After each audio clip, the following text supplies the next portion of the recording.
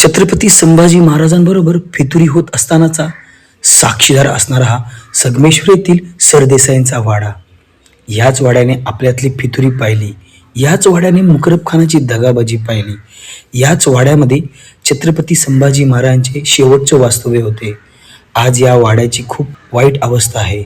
आपल्या मराठ्यांचा इतिहास तो सांगत आहे. मराठ्यांचे बलिदान हे शाहीने नाही तर रक्ताने लिहिले गेले आहे.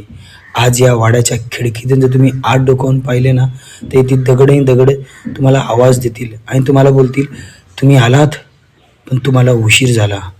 तुम्ही हवे होतात त्या 1 फेब्रुवारी 1679च्या काळ रात्रीत मराठ्यांबरोबर घात झाला.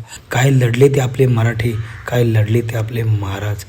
हजारोंची सैन्य घेऊन आलेला तो मुकरब खानही थोड्या वेळासाठी त्याला धडकी भरली होती वाघाच्या छाव्याजवळ येऊन, की आपण इथे येऊन काही चूक नाही केली ना. पण स्वराज्याच्या नशिबात काही वेगळंच लिहिलं होतं. आज या वाड्याच्या पडक्या भिंती बोलत आहेत की पोचवा माझा मुजरा माझ्या राजांना आणि त्यांना कळवा की माफी असावी राजे, मी तुम्हाला वाचवू शकलो नाही.